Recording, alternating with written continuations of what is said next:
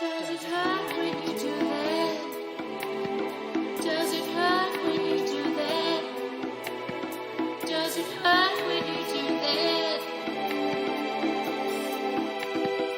Don't do that.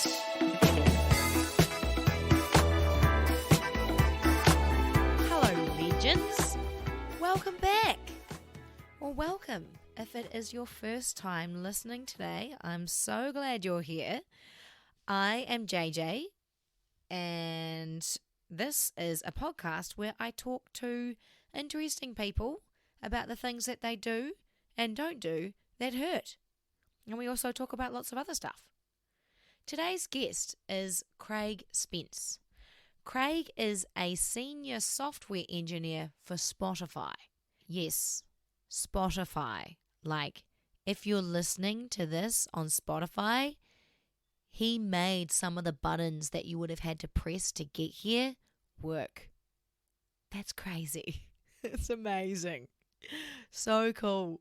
He's a JavaScript and front-end developer with several years' experience working on large-scale web applications, a speaker at international tech conferences who's able to make people like me understand really tricky code by writing these epic speeches that use Harry Potter as a metaphor to explain it. Craig and I have been friends since I kicked his dad in the goolies at Craig's 6th birthday party in 1995. Well, our friendship did actually take a slight hiatus when we were teenagers because he was very much into punk, rock and angst, and I was more into being a goody-good with an eating disorder.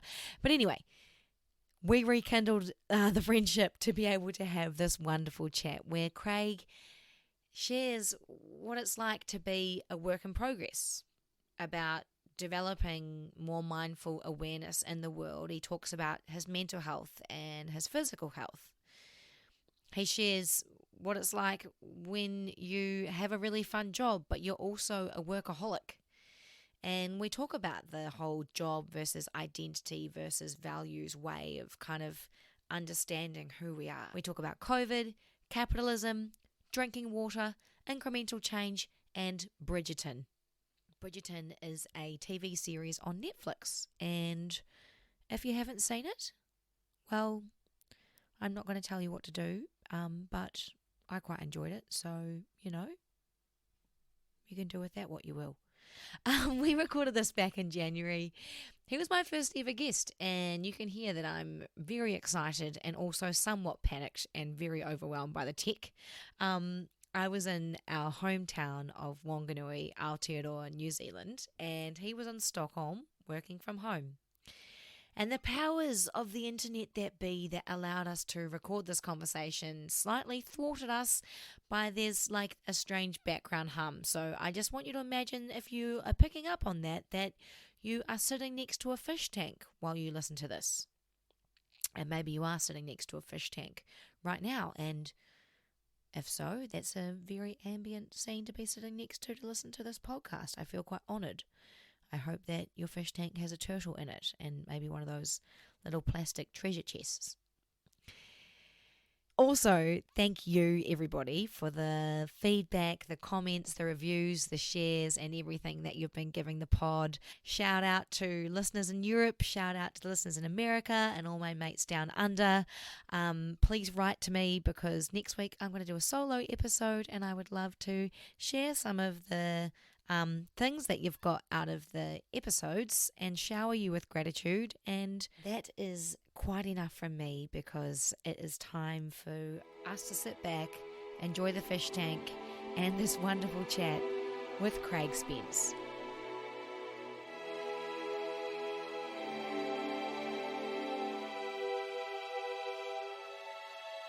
It's so great to have you on here.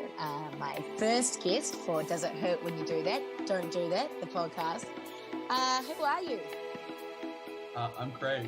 I'm Craig Spence. I don't know. Who am I? You've known me forever. You know who I am. I don't know who I am. I know, but it's a very interesting question. What do you choose to say? So Really what question. do you choose to say? Okay. I'm Craig. I am from New Zealand. I currently live in Stockholm. My job is a software engineer. But I don't think that defines me very much anymore.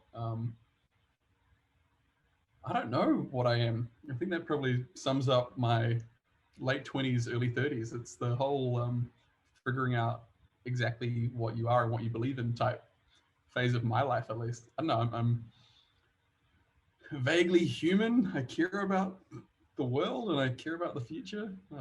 Maybe I'm a futurist. What does that mean? I don't know. It's a Oh, hard question. that's it, Craig. That's why you're here, man. That's why you're here to ask some of the hard questions. So a futurist. Okay. Well, if you were to look at future Craig, maybe let's say Craig in 6 months' time. Okay. Like we'll just go nice and easy in the future, like 6 months' time, which is still kind of weird. January 2021, 6 months is still a bit scary. Yep. If you were to say to 6 months in time, Craig, does it hurt when you do that? Don't do that. What do you reckon you'd be talking about? Man, there are so many things. I'm a very cyclic person. I have bursts of energy. Like I've been back in Stockholm for 2 months now, I guess. Um, and I've got pretty used to these four walls. And so the most important thing for me right now is making sure that I'm doing things to get outside of these walls. I just went for a real nice walk out in the Stockholm evening. Freezing cold, but beautiful. It's so lovely here. And I know that if I stop doing those things, that's the stuff that'll make me hurt. So it's like, don't just sit on your couch every night and just watch Netflix, even though you like that, Craig. In 6 months' time, I hope I'm still trying to get out. I don't think this thing is going to be over. I might be vaccinated, maybe, but I think I'll still be having to fight to keep my mental health good. So don't let good practices slip. Maybe keep drinking water. Don't drink water. Those things. Yeah, 6 months. nice. Yeah. It's interesting how, on a small level, well, for me anyway, those things are like they really add up. And I think that sometimes, like we set ourselves, or we really overcomplicate, like staying well, staying healthy, staying optimized, when realistically, and also then we're so hard on ourselves if we don't. It's like, well, no, okay, I haven't written, a novel of journal writing today, and I haven't done this and I haven't done that. I suck. It's like, well, actually, I managed to like get some fresh air and put my feet on the earth today, and talk to someone that I care about and stuff. Yeah. I did the dishes. Like I And you made don't sure even that cook. I cooked the other day. I cooked on what day is it today? On Tuesday night. I cooked. Maybe it was last night. It's been a wild week. I made like vegan spag bowl, and it was real good. It was probably the most expensive spag bowl that anyone has ever made because my kitchen was empty, and so I had to buy a carrot grater because I wanted to grate some carrot, and I had to buy like olive oil, and so I had no basics, but it was good. I had a really nice experience. Like my friend came over, we cooked in my kitchen, we talked shit, and we made vegan spag bowl, which in the last 24 hours I have learned. You know what I mean when I say spag bowl, right? Yeah, spaghetti bolognese. Exactly. That's a Kiwi thing. Is it? Swedish people, American people, British people didn't know what I was talking about. Really Yeah. interesting. Maybe We're in that's a one for sector. our listeners there. If we have anyone who is not heard of spag bowl, you can tell me where you're from and what you call the dish. That is really fascinating. I Yeah. think that like a well-made spaghetti bolognese, that is like love in a dish, and like for me as a woman who felt like I've had to deprive myself of carbs for a lot of my life, I'm like, okay, spag bowl needs to happen because that is love. All Yeah. right, so sorry, keep going. No, I was gonna say, yeah, just that simple act of like nourishing myself. What a new Mm-hmm. world. Okay, so let's go on to the next one. So if you were to look at yourself now and say, does it hurt when you do that? Do that. What's something that hurts that's good that you do, or yeah, or maybe you want to say in 6 months' time? Yeah, I have a few of these. I'm gonna rattle some off. So the biggest one for me is like exercising properly. Like I haven't on again cyclic on and off for the last 10 years of my life. I'll go through bursts of doing exercise and looking after my body, and not. And right now, I'm kind of getting back in the swing of it after a couple years relationship and a half a year of pandemic and all these things. And yeah, it hurts. It hurts like hell. I'm so inflexible at the moment, and I'm like getting into yoga and stuff, and it hurts, but it feels so good. It's like that good pain. That's a big one in my like personal life at the moment. But then the other one is like I'm a super addictive person. So I'm a Coke Zero fiend. Caffeine is my drug of choice. I hate coffee though. I definitely have workaholic tendencies. And so Let's talk about that. yeah. Okay, so Yes. Craig is a software engineer for Spotify, and he works in Stockholm. And so you work in tech. You like to build cool things and help people build cool things.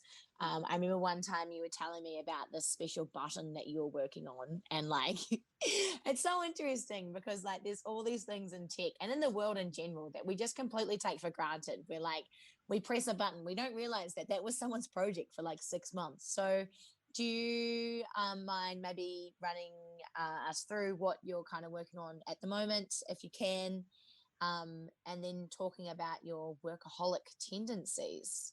Yes. So like the workaholic thing, it bums me out sometimes when I have to stop working. You know what I mean? Like I'll get into a project and I'm enjoying it and it's fun and it's like doing good things for my brain. And my default is like, oh, just keep working. It's fun. My job is fun. I'm lucky in that way. Um, and so that hurts when I stop it. But it's really important that I stop it. That I'm just like, you know what? This is the bit of your work that is done, and you stop now and you do some more later. But yeah, what do I do? It's a really tough question. So yeah, I work at Spotify. If you've ever used Spotify on a computer, so whether that's through like the desktop app that you can download or on the website, I work on that. So there's a whole bunch of us that do that. But my team in particular focuses on the web player and the desktop app. And so the way you can kind of think of it is that there's all the code that runs on Spotify's computers, which is like the kind of the algorithm, the thing that figures out what music you're going to like and stuff. It's where all the songs you have liked are saved, or your playlist is saved. I don't touch that. So I'm the other side. I'm the code that runs on your device. So the thing that actually makes the layout, that actually makes the buttons you click and the playlists on your screen and all the pictures. We make that bit work. And yeah, so day to day, I'm writing code. I'm figuring out how to make that work properly. I'm working with designers to figure out what's going to make it more useful for you. Working with product people to figure out what is missing, what we can do to make it a better experience in general. And then yeah, we try to figure it out. And it turns out people mostly like it. People have lots to say about Spotify, but mostly it's good. So yeah. Do you find that having to have that aspect of your job where you're looking at things and you're figuring out what's missing and how it doesn't work and how it can be made better, do you find that you apply that to lots of other aspects of your life and the way that you interact with the world? Yeah, it's how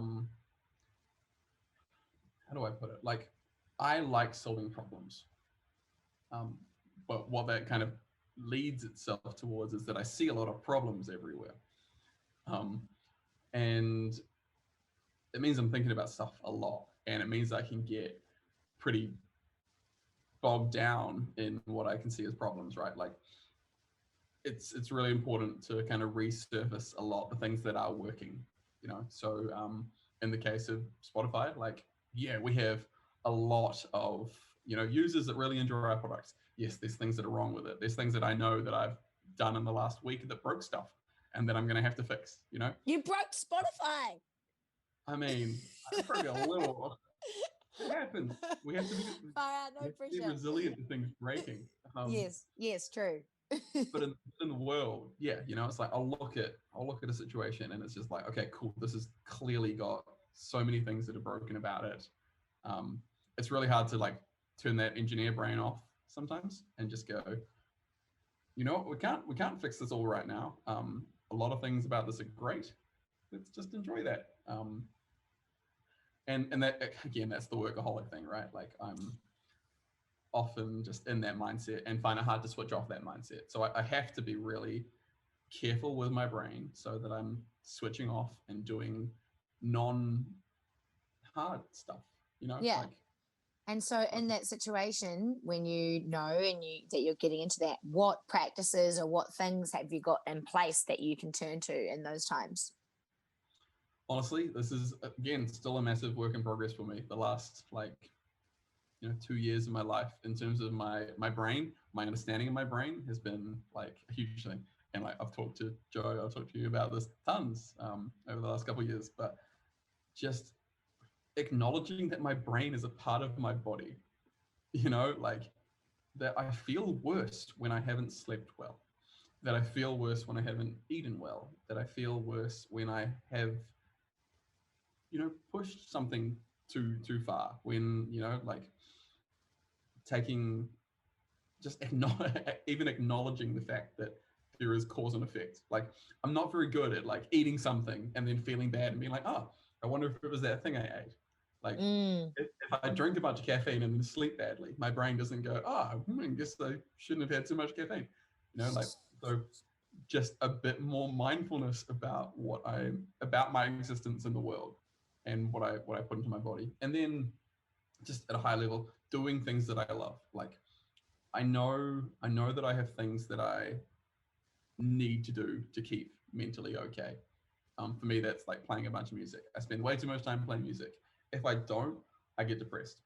And that's a good thing to know about myself. But it has to be balanced, right? Because again, I get addicted to stuff. I'm like, cool, I'll play guitar for 15 hours a day and then I'll be totally fine. But it doesn't actually work like that. I have to do enough of it to feel good, but I also have to, eat. I have to sleep. I have to exist as a human. And that's the stuff for me that I'm like, oh, cool. Let's keep working on that. Let's do the little things like let's buy a candle. Let's get a really nice smelling candle for your lounge, so I will relax.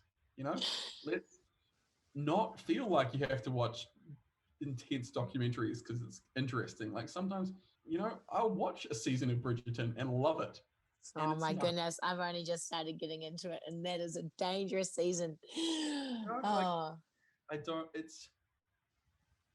I think for me, it's being more gentle on myself. Like I have crazy high expectations of myself, always have, and being okay with doing enough, like not doing too much. I don't even know how true this thing is, and I think I've talked about it with you before, but before I moved to Sweden, someone told me that culturally here, if you have to do more than your 40 hours a week, it's like an incompetence thing. It's like, oh, why couldn't you get your job done in 40 hours? You must suck. Whereas for me before, it was like, oh, I really love this. I'm going to keep going. I'm going to push too hard. And that mind shift change has been like, mindset shift has been good. Like it's like a more balanced way. And there are so many other benefits to like not working too much, even like within my own team at work, like, or previous teams I've been in, like setting reasonable standards for what it means to be an employee or a team, and all those kind of things. Yeah, it's fascinating. I mean, I think in so many, because I guess we often define who we are by what we do. And so because that's like a thing that we hold on to, then we sometimes assume like I need to do more of it to be more of who I am. And see that as like a strengthening thing. But in fact, if who we are is not defined by what we do, it's defined by all these other things, that by doing more of that is going to strengthen it. And it's almost like I think about it as like you've got your house, and there's all these different tools and things within it. and you're not just going to work on one aspect and actually leave a little bit aside for a while, so that then you can come back to it with more strength and I guess with more stability in that.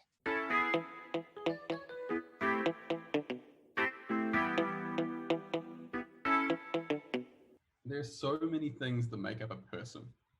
Um, it's obviously a really vague statement, but what I mean is, like, I definitely used to think of myself as what I do, that I'm a software engineer and I'm good at that. I'm good at my job. I'm good at playing guitar or whatever it is. Like, there are these things that I do in the world that I am accomplished at.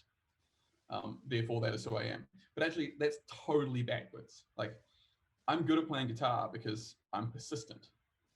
You know, I'm good at software engineering because I am both detail oriented and big picture focused. Like, and because I can communicate, and because of all these things that, like, are more intrinsic, that make me good at a thing rather than the other way around. You know what I mean? I think reframing some of those things that way has helped me, like, not center that in my life. Like, what's more important for me? Like, being mentally well so that I can communicate how I'm feeling, or being physically well so that I can, you know, play guitar for a bunch of time and not get tired, or whatever it is. It took me a while to get to that point. I don't know, it's probably obvious, but it took me a while. I didn't think it was obvious, and I've known you since I was 5. I think that that's really cool, and it is like something. It's like looking at the values which these things are. Like, it's almost like what is behind the value or the virtue or the skill that is behind however it manifests. And it's almost like, as long as we have that achieved, or we're living out that value, then everything else is kind of, it's just the way that it looks, you know, it's just the name, the branding for it, as opposed to the value itself. Yeah, and like the whole conversation around values, it's a really important thing to nut out what you actually stand for in the world, even just as a framework for making decisions. You know, like, something happens, what would I do? And I mean, obviously values change over life and we think about things in different ways, but kind of fundamentally you have things that you believe in, wherever that value system comes from. And the act of actually sitting down and thinking about that and being like, oh, what do I care about? Like, what do I prioritize when I have to balance these things out? What do you prioritize when you have to balance these things out? Would you like to share with the class? I mean, it's really tough, right? Like, one of the things that I really struggle with at the moment is that I work for a billionaire. And, True. you know, there is a big part of me that is straight up like, you know, billionaires shouldn't exist. Let's tax them so much that they don't exist anymore. And if they're not okay with that, then let's figure out something else. But I'm also crazy privileged and crazy lucky, and I have a great place to live in a great city where I have a ton of freedom. And so am I sticking true to my values, or is there a more important value there that is like, okay, I want stability and security, and what am I trading off to live this life? You know, it's hard. It's like we're in a system where fundamentally my values don't necessarily get to be first if I want to continue the life that I have. Am I prepared to sacrifice the nice things I have to actually be true to my values? Like, those are really tricky questions, and genuinely something I grapple with. But also at the same time, it's like, okay, cool. I am in this position. How can I use that position to live by my values, right? Like, how do I take the job that I have and the education that I was lucky enough to get, and share that around a bit more, you know, like, whether it's like however I can help people. The fact that I can say I work at Spotify opens up doors for me, right? It gets me into rooms where I might not be able to be otherwise. And if I'm in that room and I can say, yo, that's stupid, that's, you know, evil's a strong word, but like, let's not do that evil thing, you know? is it better for me to be in that room playing into the system so that I can say that, or should I nope out of the system and go live on a commune and grow carrots? Like, there's I don't know. I find it really hard. Yeah, and it's So really tricky because it's almost like for some people to get that power or to get that weight, that influence, they've had to kind of, I guess, set their values aside or not acknowledge them or not have them and buy into, capitalism, corporate greed, la la la la. But that unfortunately is the system in the world in which we're living in, and that's where the change is made. yeah, and I mean, I have one of my favorite topics to talk about is incremental change. It's a really hard thing in engineering, for one. Like, how do you get Do you want to things? explain sort of what you mean by incremental change? How do I explain this in a good way? Okay, say I'll take a Spotify example, right? Like, say we're building something and we just change everything, release it to a bunch of people, and they go, "Yo, what happened here? This was a massive change. I don't understand how this happened." Sometimes from an engineering point of view, it's easier to do that. It's easier to just bin everything and start again. But it's a really hard sell. It's really hard to convince people that the jump that they've made is worth it because it happens so rapidly. And in the context of the world, that's like revolution, right? Like you wake up one day and your king is dead and you're now a democracy, right? It's a radical shift. There's no incremental change there. But you end up in these tricky positions of what is technically called a local maximum, for lack of a better term, right? Where anything you change, something gets worse, right? So another good example is you'll often have people like singers, for example, right? Where they've learned a way to sing without proper technique or whatever it is. And they've reached the maximum of their ability of how they can take their voice. Somewhere out there, there's some radical shift that they could do to improve their voice, whether it's, being able to scream properly or whatever it is, be able to use a different part of your range. But no matter what you do to get there, you have to get worse at singing. And that's a really hard sell, right? It's like, oh, I'm kind of fine at this level where I'm at. I don't want to get worse to get better. And that's like a fundamental human thing. We don't want to get worse at something to reach some other better state. I love that. And it's everywhere. It's like, okay, cool. Capitalism. We're in the system of capitalism, right? Say we're at the peak of what capitalism means. And like say in a New Zealand context, we talk about decolonization. And there's some way better world, way more authentic world outside of the realm of this capitalistic system that we dump on people. But for a lot of people, any change we make is going to get worse. And people are not willing to go through that pain. And that's why revolutions happen, because it just builds up and builds up and builds up. And then people go, okay, cool, incremental change isn't working, let's kill the king. And that stuff fascinates me. It's like, how do you gravitate to a better place when you've got to make stuff worse first? How do you communicate that to people? How do you sell that to people? And then applying that to myself. It's pretty comfy just sitting on a couch and getting takeout every night and watching sweet Gossip Girl in the 1800s.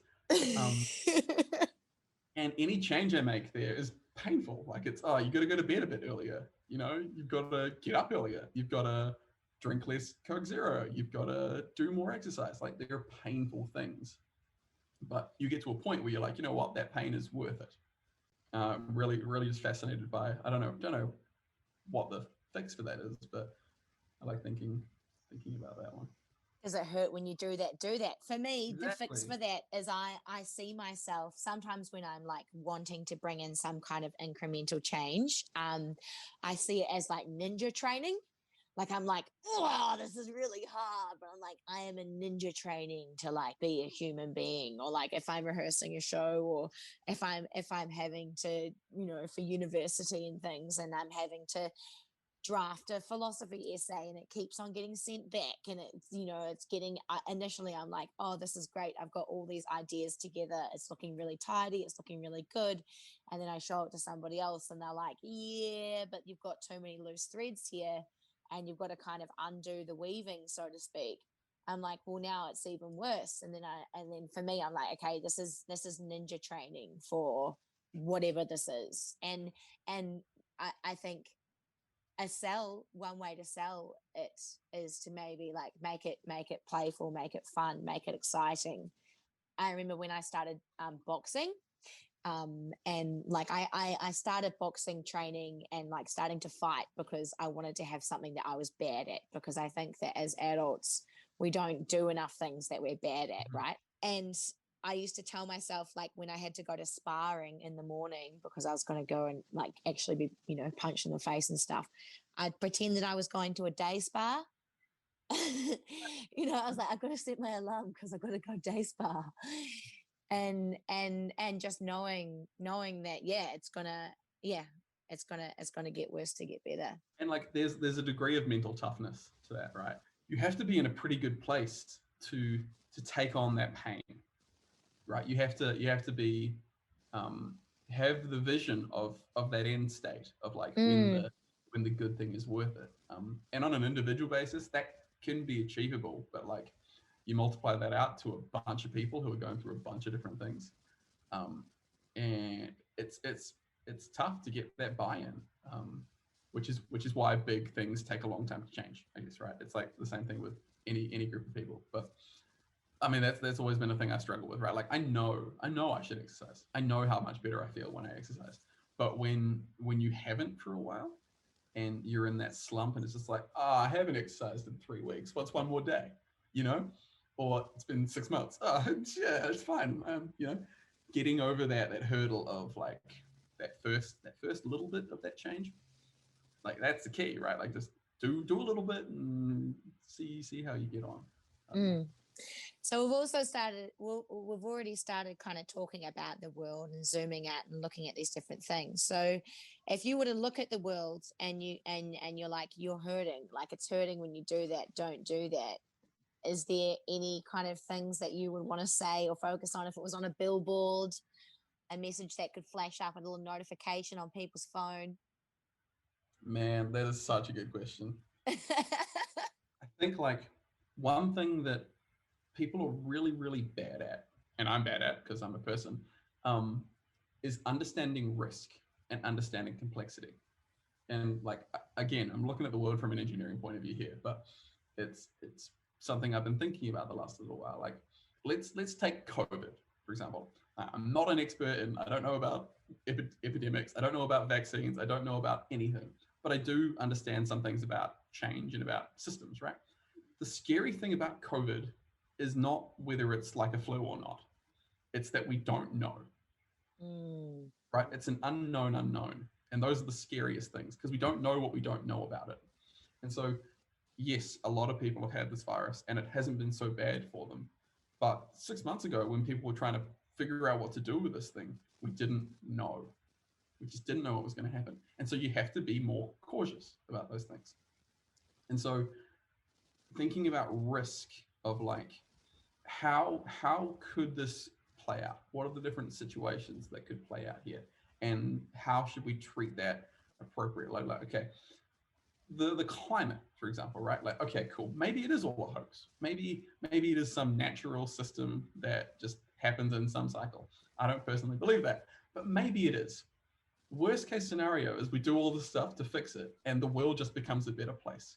Like, yeah. That seems fine to me. Like, okay, cool. We all get a bunch of vaccines and then the world, like, whatever. People are tracking us already. It's fine.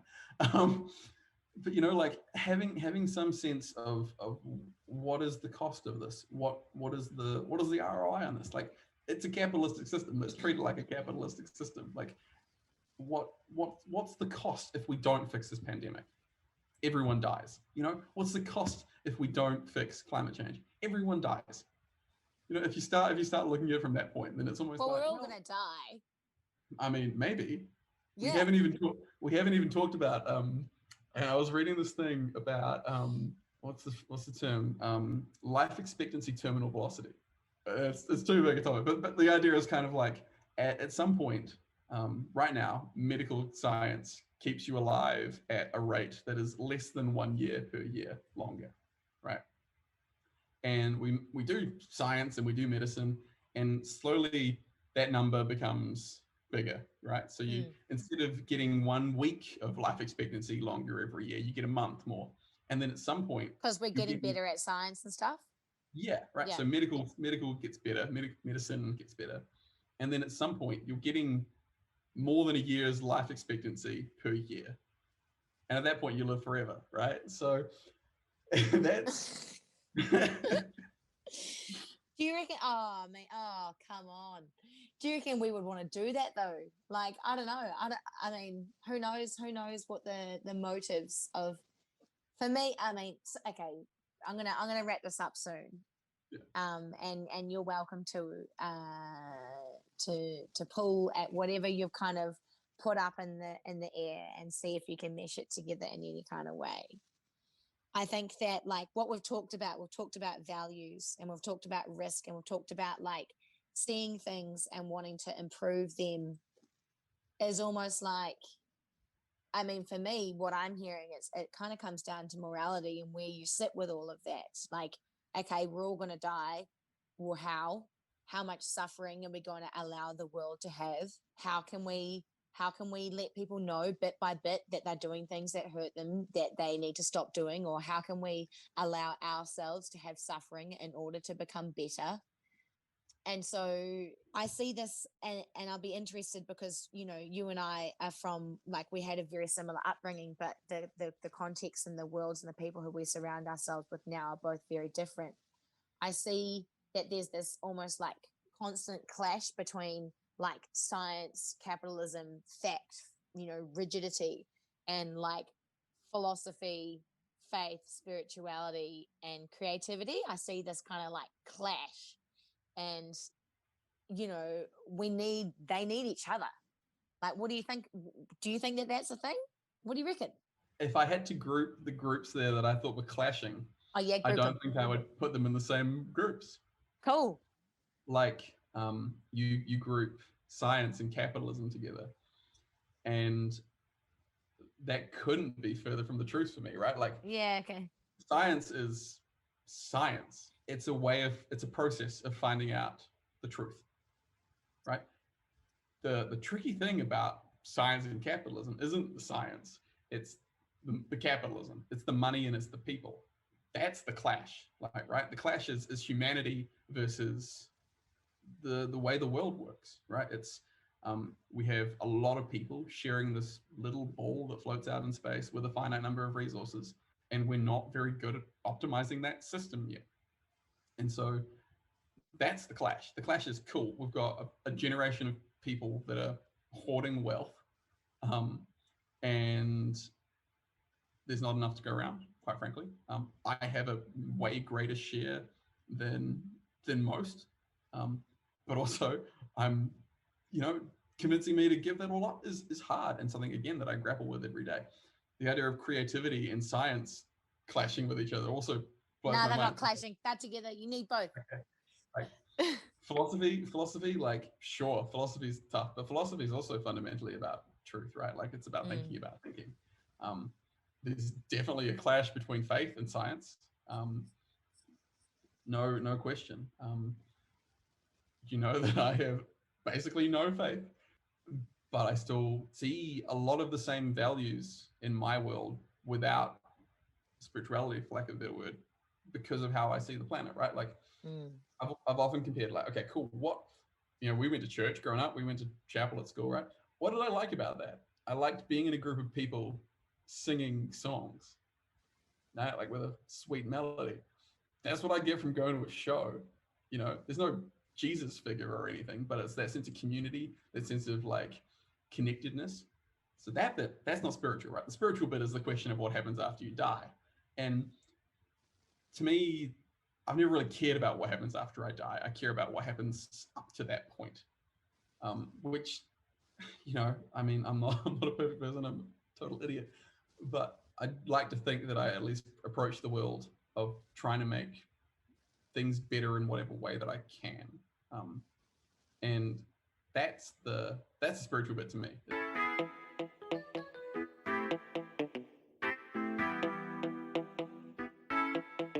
Am I leaving the world a better place than I found it?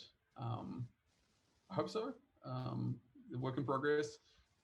How do you rationalize that? How do you combine that with, working for a billionaire?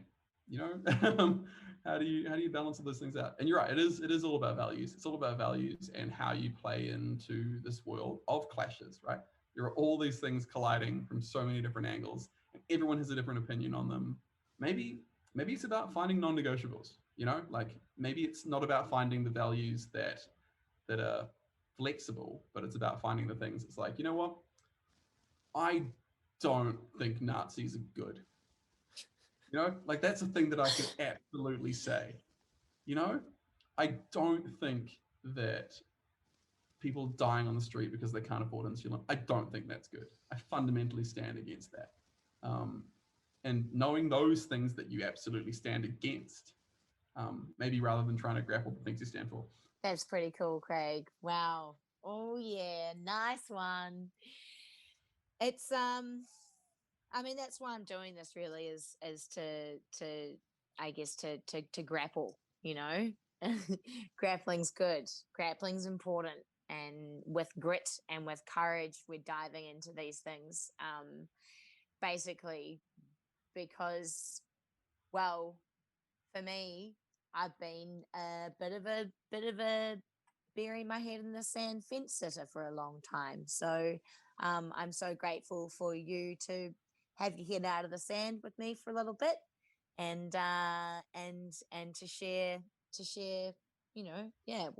what's happening for you in relation to does it hurt when you do that? Don't do that. Because I mean, I think as humans, we are inherently wired to avoid pain. So that kind of is a main motivation for how we interact with the world and interact with ourselves and each other. So that's why we're here. Is there anything else that you would like to share before we wrap this little baby up? No, I feel like I've rambled, but I kind of enjoyed it. It's like, the process of just like exploring my thoughts in real time is not, again, it's something you don't get to do that often. We're very privileged. Yeah. Right? And like maybe that hurts a bit. Maybe it hurts to like get up inside your head.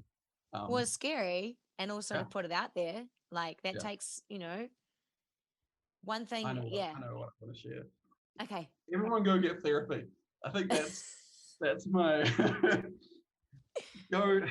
treat your brain how you treat your body, right? Like I've spent a lot of time trying to figure out how those two things connect to the world, and a big part of that was going and getting some therapy, going and talking about trauma and how the world is, and learning to talk about those things, and that it hurts. The first time you go to therapy is awful. It's vulnerable and anxious and all those things, but it's also like going to the gym the first time. First time you go back to the gym, it sucks. You're sweating and you're tired and you're sore. But then the second time, it's a little bit less. And then you get one of those days when you go to the gym, in this analogy, or go to therapy, and it's revelatory. It's like, I connected all these things, or yes, I beat that PV, or whatever it is. But sometimes that pain is good. Yeah. Thank you so much, Craig. And I'm going to finish the recording right here.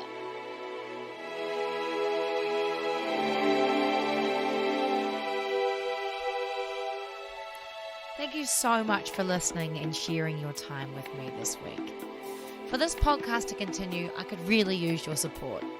If you enjoyed the episode, please screenshot it and put it on your social media, send the episode to your friend or family, and if you can click subscribe to the episodes, they'll fall into your algorithm like your old friend JJ popping into your ear every week. I appreciate it so much. And as well as listening to this podcast, you can just keep on listening to your own wisdom by asking the questions, big and small, like, does it hurt when you do that? Don't do that.